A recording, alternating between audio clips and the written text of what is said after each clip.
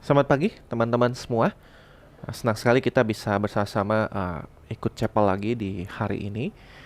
Dan pada saat ini sebelum kita membaca dan juga merenungkan firman Tuhan, Bapak mau ajak kita bersama-sama berdoa terlebih dahulu. Mari kita berdoa.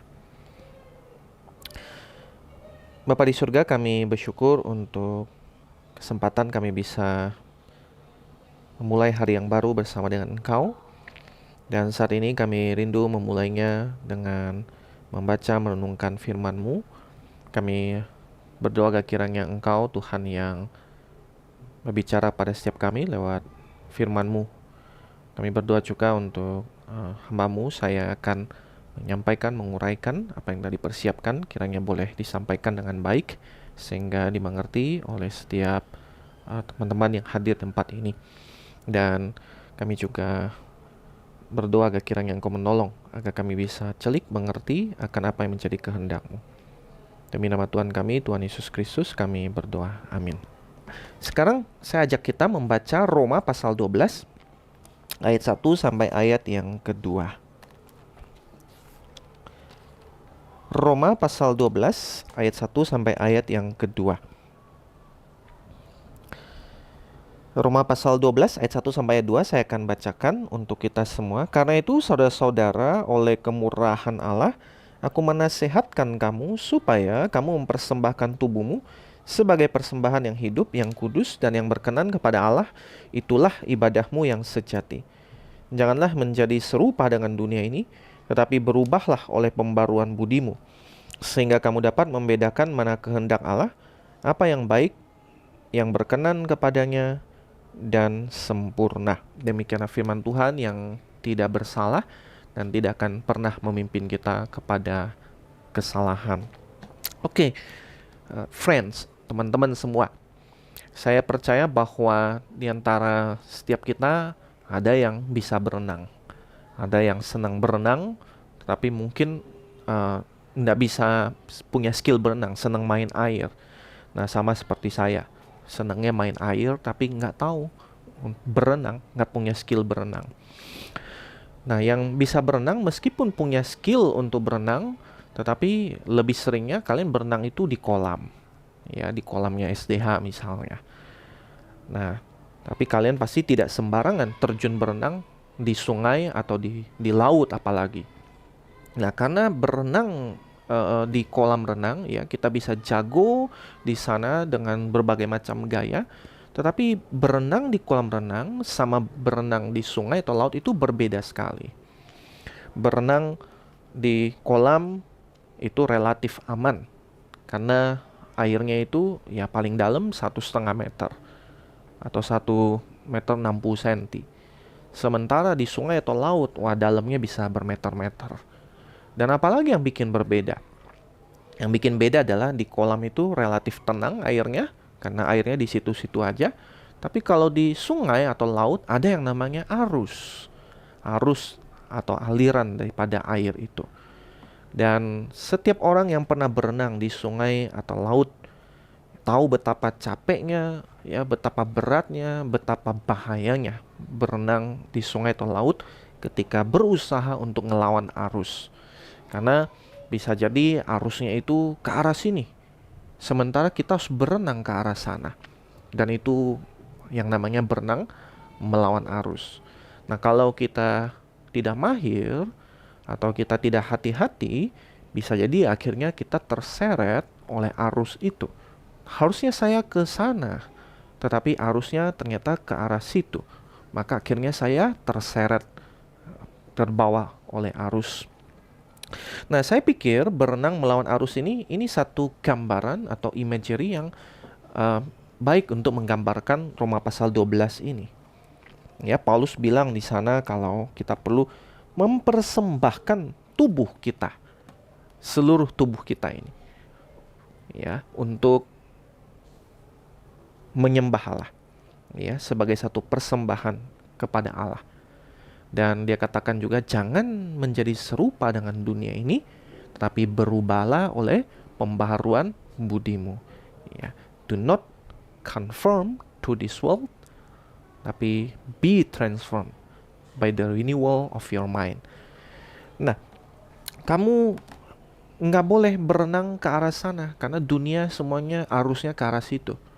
Kamu perlu mengarah ke sini, ya. Nah, jadi kita perlu berenang melawan arus, tidak boleh keseret oleh arus dunia ini. Nah, dunia ini dengan berbagai cara dia menawarkan, mengajarkan, membombardir kita, membanjiri kita dengan ide, dengan konsep, dengan pemikiran, dengan pengajaran-pengajaran, dengan gaya hidup yang berbeda atau bertentangan dengan apa yang dikehendaki oleh Allah, apa yang menjadi maunya Allah. Kata firman Tuhan, jangan menjadi serupa dengan dunia ini, tapi berubahlah oleh pembaharuan budimu. Nah, hubungan dengan apa yang telah kita bahas di dalam beberapa minggu belakangan ini, di zaman sekarang ada banyak sekali pesan-pesan yang bertentangan atau berlawanan dengan ajaran firman Tuhan mengenai laki-laki dan perempuan. Nah, kita sudah bahas ya bahwa Allah menciptakan manusia menurut gambar dan rupanya. Menurut gambar Allah diciptakannya manusia, laki-laki dan perempuan. Nah, tetapi dunia hari ini mengajarkan banyak hal yang bertentangan atau berlawanan dengan firman Tuhan. Nah, karena waktu kita terbatas, kita nggak bisa bahas semua ide-ide atau pengajaran-pengajaran atau konsep-konsep dunia yang kayak arus tadi itu berusaha untuk menyeret kita supaya kita kemudian melihat itu benar gitu ya. Nah, semua yang kita bahas pada hari ini ya beberapa saja, tetapi dia berhubungan satu dengan yang lainnya. Nah, yang pertama adalah begini teman-teman. Ya, di dalam dunia sekarang ya, dunia ini mengajarkan bahwa yang namanya gender itu adalah satu spektrum. Yang namanya orientasi ya atau kesukaan saya secara seksual itu adalah pilihan, itu satu spektrum gitu. Kita bisa memilih menjadi apa saja sesuai dengan maunya kita. Nah, itu kata dunia. Dan itu nggak mengherankan ya, karena dunia sekarang itu menekankan namanya pilihan, yang namanya choice. Kalau teman-teman misalnya pergi ke supermarket atau ke minimarket, kalian mau beli odol, beli pasta gigi. Nah, terus kemudian kita pergi ke rak yang isinya itu pasta gigi. Dan kita jadi bingung, kenapa? Karena ada banyak pilihan, ya toh? Ada pasta gigi merek A, merek B, merek C gitu, merek D. Terus merek A itu ada pilihannya lagi. Ada yang buat gigi itu jadi putih, ada yang bikin nafas jadi harum. Terus ada lagi dengan berbagai rasa, ada dengan berbagai warna gitu. Jadi banyak pilihan. Sama, mau beli sabun juga banyak pilihannya. Ada merek X, merek Y, merek Z gitu. Ada yang dari lokal, ada yang impor. Ada yang bentuknya cair, ada yang bentuknya batangan. Ada yang rasa atau wanginya itu ya, wangi jeruk, wangi mangga, wangi apa gitu. Berbagai jenis rasa. Mau beli keripik kentang juga banyak pilihannya. Nah, jadi dunia menekankan yang namanya banyak pilihan. Karena kalau itu-itu doang pilihannya, maka akan bikin saya jadi bosan. Bikin saya jadi, aduh rasanya bosan gitu. Karena itu-itu doang pilihannya. Nah, kita waktu main game juga banyak pilihannya. Masuk setelah mau main, ada banyak pilihannya. Ya toh, mau main di mid, di roam ya atau jungle apapun itu. Ya, di mid bisa pilih lagi, ada banyak hero-nya. Nah, jadi menekankan pilihan karena kalau cuma itu doang jadi bosan.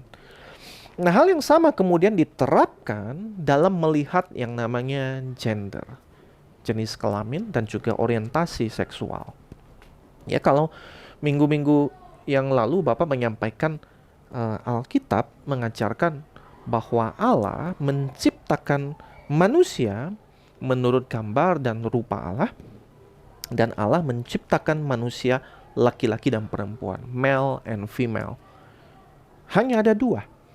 Tetapi dunia mengatakan atau mengajarkan hal yang berbeda, hal yang sebaliknya. Ya, kata siapa cuma ada dua?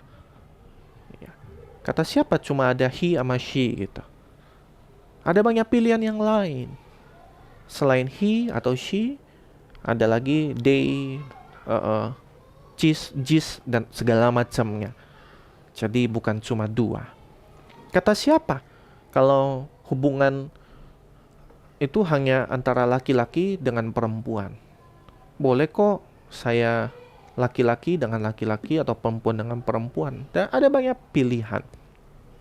Jadi pilihan itu bukan cuma hitam atau putih, tapi ada banyak warna. Nah, itu spektrum.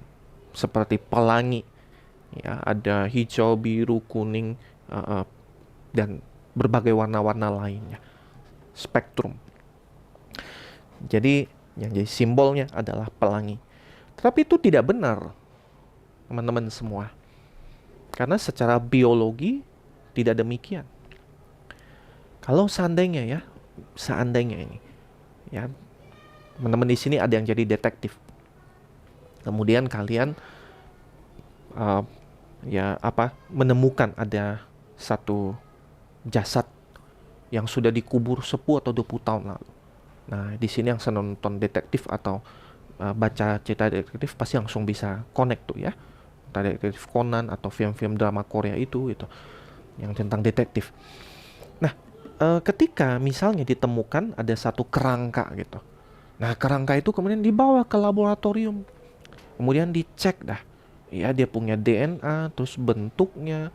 Dan akhirnya dari hasil tes, kemudian ditentukan. Ini dia mati kira-kira umur 30 atau umur 40. Nah, di tengkoraknya itu ada satu lubang gitu.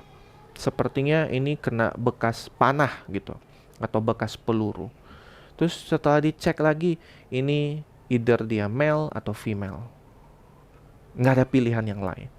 Ini antara dia ini adalah kerangka laki-laki atau kerangka perempuan. Tidak ada pilihan yang lain. Ya.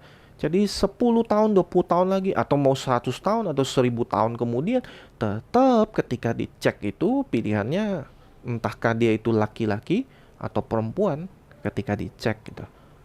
Nah, jadi teman-teman sekalian secara biologi tidak benar. Ya, karena tubuh kita ini berdasarkan segala pembentuknya itu, ya, kromosom, DNA, terus kerangka kita itu semuanya memberikan ciri entahkah laki-laki ataupun perempuan. Tidak ada yang kemudian tadi ya, yang kayak pelangi, berbeda. Tidak demikian pada kenyataannya. Nah, pesan dari firman Tuhan bahwa Allah menciptakan manusia menurut gambar dan rupanya. Dan bagaimana ketika dia ciptakan? Yaitu Allah menciptakan laki-laki dan perempuan, male dan female. Dua-duanya punya peran yang berbeda, tetapi mereka equal di dalam hal nilai, di dalam hal dignity, di dalam hal harganya. Itu sama di mata Allah. Ya, laki-laki dan perempuan, tidak ada yang lain. Dan kata dunia yang kedua adalah kita bisa menjadi apa saja sesuai dengan yang kita rasakan atau kita pikirkan yang terbaik. Nah, orang-orang banyak yang ingin operasi berubah, ganti kelamin gitu. Dari laki-laki pengen jadi perempuan, atau dari perempuan pengen jadi laki-laki. Biasanya kok tuh ditanya atau dicari tahu alasannya apa. Terus alasan mereka bilang, oh soalnya saya ini meskipun tubuh saya cowok, tapi otak saya, perasaan saya ini sebenarnya perempuan, saya ini sebenarnya cewek. Atau sebaliknya, ya, yang cewek, saya meskipun di tubuh cewek, sebenarnya saya ini di dalam hati saya, pikiran saya ini adalah seorang cowok, terjebak di dalam tubuh cewek. Nah, maka yang dilakukan adalah operasi gitu, supaya tubuh diganti sama seperti apa yang saya pikirkan atau saya rasakan gitu. Ya, supaya boleh matching gitu. Nah, tetapi ini yang dilakukan adalah memisahkan apa yang sebenarnya tidak boleh dipisahkan antara tubuh kita dengan jiwa kita. Nah, Tuhan waktu menciptakan manusia, diambil dari debu tanah, dibikin tubuhnya, setelah itu Tuhan menghembuskan nafas kehidupan ke dalamnya, memberikan jiwa itu. Nah, jadi tubuh sama jiwa tidak terpisahkan. Apa yang kita pikirkan, rasakan sama tubuh kita itu tidak terpisahkan satu dengan yang lainnya. Nggak bisa kita copotin gitu, ya, atau pisahkan. Nah, oleh karena itu, kalau misalnya pikiran kita, perasaan kita beda dengan kenyataan dari tubuh kita, bukan berarti tubuh kita yang harus diubah menyesuaikan dengan itu. Nah, saya kasih contoh, teman-teman semua. Beberapa tahun lalu ada seorang yang bernama Rachel Farouk. Nah, dia ini menderita sakit anoreksia. Teman-teman bisa lihat di layar betapa kurusnya dia. Dia umur sudah 30-an, tapi berat badannya cuma 20 kilogram. Cuma 20 kilo. Sangat-sangat kurus. Kenapa dia mengalami itu? Kenapa dia sekurus itu? Karena dia mengalami anoreksia. Apa itu anoreksia? Yaitu pikiran dia, perasaan dia, waktu dia bercermin, waktu dia lihat di kaca, selalu dia bilang, aku ini terlalu gemuk, aku ini terlalu gendut, aku perlu kurusin badanku. Nah, ketika dia makan, nggak bisa masuk tuh. Karena selalu pikiran dia, perasaan dia, otaknya itu ngomong ke dirinya, kamu itu terlalu gemuk, kamu itu perlu kurusin badan sedikit lagi. Sampai dia jadi sekurus itu. Dan hampir meninggal karenanya. Nah, sekarang kalau berdasarkan ide dunia, bahwa kalau pikiranmu, perasaanmu ngomong, ya, kamu adalah ini, maka tubuhmu ubahlah sama dengan itu. Maka harusnya kita biarkan saja si Rachel ini, ya, suka-suka dia. Terserahlah dia mau kurusin badannya sampai tinggal 1 kilogram, terserah dia dong gitu. Tapi tidak benar, bukan? Karena justru itu mencelakakan dia. Karena apa yang dipikirkan, dirasakan belum tentu benar. Nah, sama seperti itu ketika orang berpikiran, berperasaan, oh saya ini meskipun tubuh saya cowok, tapi otak saya, perasaan saya, sebenarnya saya ini cewek, maka saya harus ubah tubuh saya. Nah, itu sama seperti tadi tuh. Ya udah biarin aja Rachel Farouk, dia pikir bahwa dia kurus, biarin saja. Padahal itu tidak benar gitu. Dia pikir dia gendut, maka biarin aja. Padahal itu tidak benar pada kenyataannya. Nah, jadi apa yang kita pikirkan atau kita rasakan tidak menjadi penentu. Tubuh kita harus disesuaikan dengan itu. Ya. Jadi ketika kita merasa bahwa aduh saya kayaknya tubuh saya ada yang salah, tubuh saya ada yang keliru, tubuh saya ada yang nggak pas gitu. Nah, jadi jangan langsung salahkan tubuh. Kita harus memeriksa apakah pikiran, perasaan kita yang jangan-jangan keliru atau salah. Kita perlu kembali kepada kebenaran daripada firman Tuhan. Ya. Nah, itu yang kedua. Ya, jadi ini bukanlah masalah pilihan kita. Kita bisa jadi apa saja menurut pikiran kita, perasaan kita. Tapi kita perlu balik kembali kepada apa sih yang sebenarnya Tuhan izinkan saya miliki saat ini. Kalau misalnya saya dilahirkan dengan tubuh seorang laki-laki, maka saya perlu hidup sebagai seorang laki-laki. Kalau Tuhan mengizinkan saya lahir dalam dunia ini sebagai dalam tubuh seorang perempuan, maka saya perlu hidup sebagai seorang perempuan sebagaimana yang dia mau, yang dia inginkan. Nah, itu kebenaran yang kedua. Yang ketiga, ya kita lihat bahwa dunia ini mengajarkan cinta membenarkan segala sesuatu. Nah, ini kita sering dapat tuh, entah lewat film atau lewat postingan di TikTok atau di Instagram atau di dalam ya tontonan-tontonan apapun gitu. Menunjukkan bahwa cinta itu membenarkan segala sesuatu. Ya, kalau Alkitab bilang hubungan yang benar itu adalah antara laki-laki dengan perempuan, sebagaimana yang Allah tentukan. Tapi kata dunia nggak seperti itu. Tadi ya banyak pilihan kok. Laki-laki dengan laki-laki boleh, perempuan dengan perempuan boleh gitu. Asal ada cinta di dalamnya. Kalau saya cinta sama dia, ya harusnya nggak apa-apa dong. Kenapa nggak boleh gitu? Kata dunia. Kalau saya sayang sama dia, harusnya boleh dong. Kenapa tidak boleh gitu?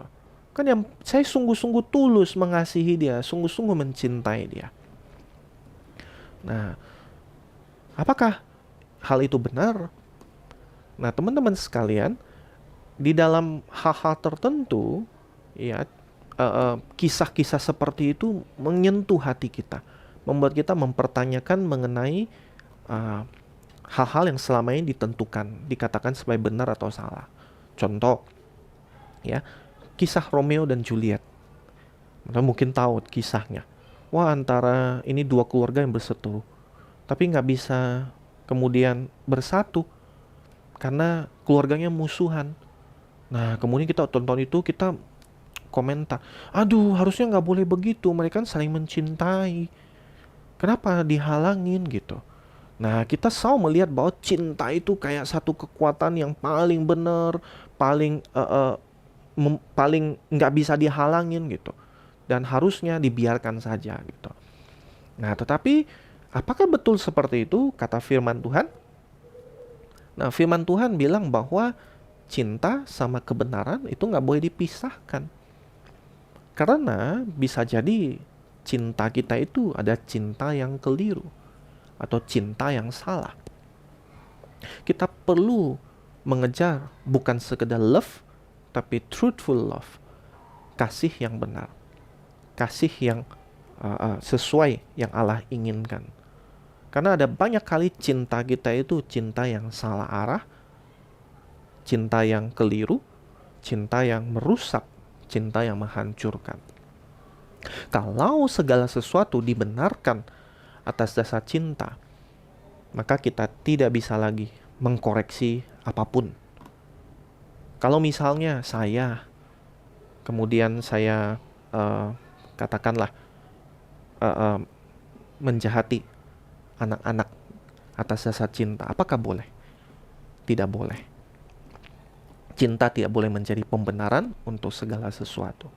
Yang kita perlu kejar adalah cinta yang benar, cinta yang sesuai dengan firman Tuhan, cinta yang sesuai dengan maunya Tuhan. Dan rekan-rekan sekalian, ya, ini 3 hal yang saya tadi bagikan, ya, masih ada banyak lainnya.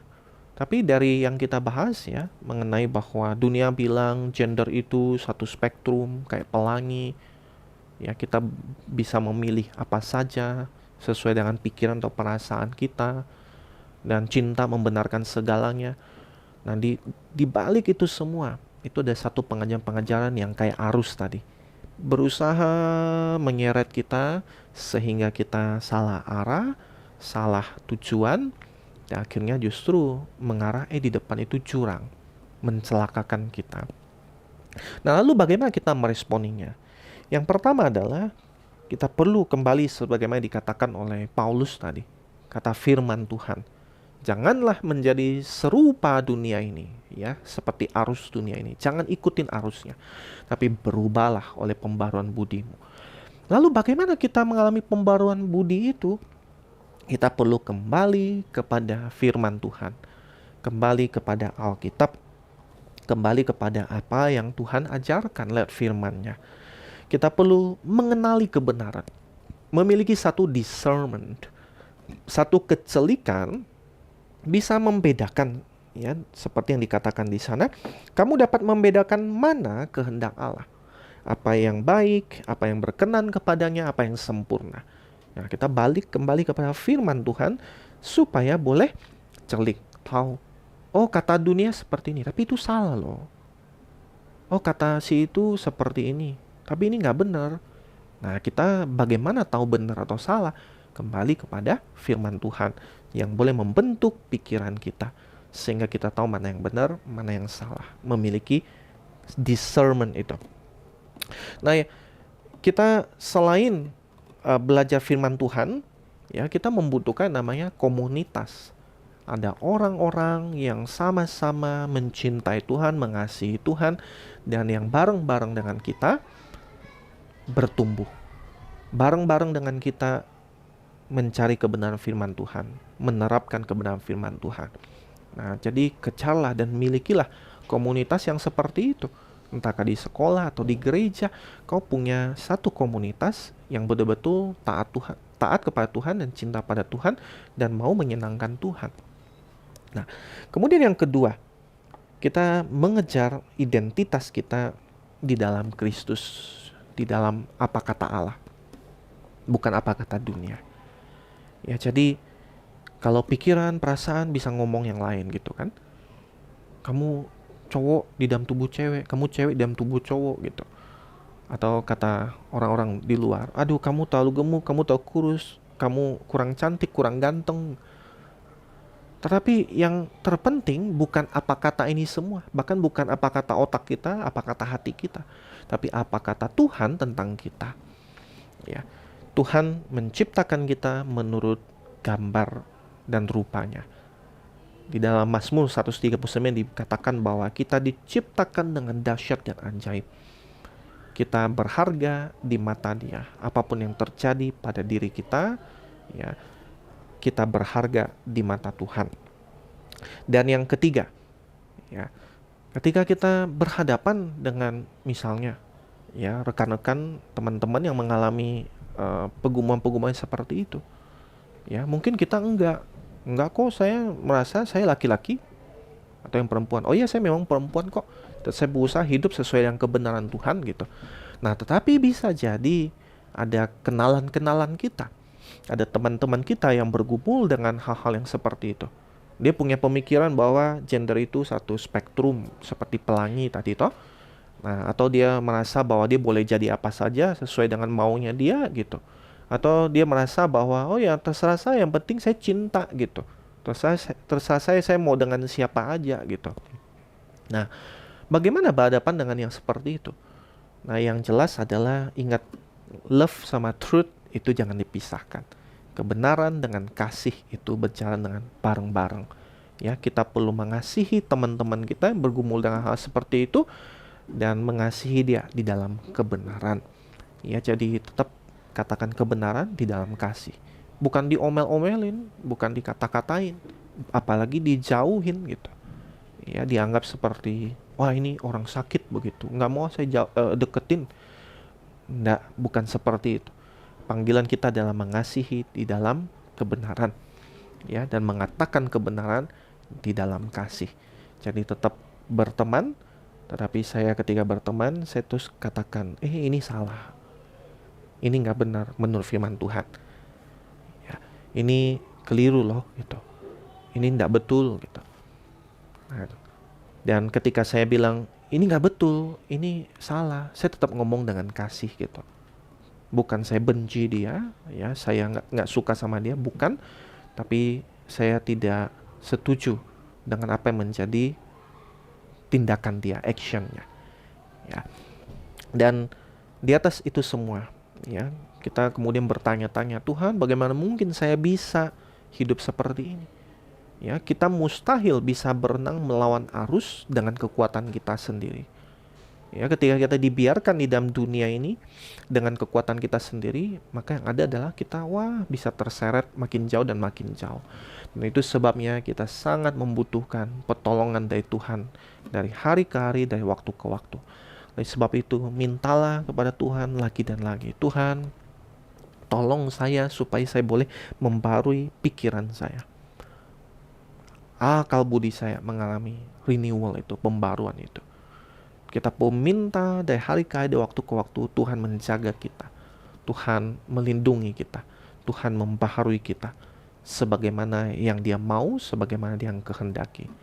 Dan kita perlu dari hari ke hari, dari waktu ke waktu, terus memberikan tubuh kita, diri kita ini sebagai satu persembahan yang hidup, yang kudus, yang berkenan kepada Allah. Dan biarlah Tuhan yang menolong kita, Tuhan yang menolong setiap teman-teman, ya, di dalam menghidupi apa yang menjadi kehendak Tuhan, firman Tuhan. Mari kita berdoa. Ya Tuhan, kami bersyukur karena Engkau memberikan firman-Mu untuk menuntun kami, mengarahkan kami. Kami bersyukur karena kami tidak dibiarkan berjalan di dalam kebingungan selama kami dalam dunia ini.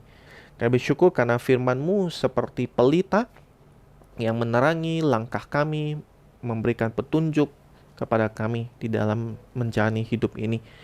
Dan kami bersyukur pula ya Tuhan, Karena di atas segalanya Engkau memberikan Tuhan Yesus Kristus mati menggantikan kami semua orang-orang berdosa yang harusnya mati binasa. Dan kami berdoa biar kiranya Engkau menolong kami, agar kami yang adalah anak-anak-Mu, yang adalah ciptaan-Mu, yang adalah milik-Mu, untuk bisa hidup sebagaimana yang Engkau inginkan dan Engkau maui. Tolong kami ya Tuhan untuk tidak hidup serupa dengan dunia ini, yang berusaha menyeret kami mengikuti arusnya. Biarlah kami mengalami pembaharuan budi itu, pembaharuan akal pikiran ini, sehingga ide-ide yang salah, konsep-konsep yang salah, pengajaran-pengajaran yang palsu, yang tidak benar, kami boleh tolak, kami boleh singkirkan, kami boleh lawan bahkan. Tolong kami ya Tuhan. Kalau sekiranya selama ini kami memiliki ide yang salah, konsep yang salah mengenai gender, mengenai identitas, mengenai cinta, apapun itu, kami berdoa agar kiranya Engkau yang tanggalkan dan lucuti, sehingga pikiran kami sesuaikan dengan firman-Mu, dengan kebenaran-Mu. Terima kasih ya Tuhan untuk chapel kami di pagi hari ini. Kami kembalikan segala pujian, hormat syukur kami kepada Engkau, dan kiranya Engkau yang menyertai kami di sepanjang hari ini. Di dalam nama Tuhan kami, Tuhan Yesus kami berdoa. Amin.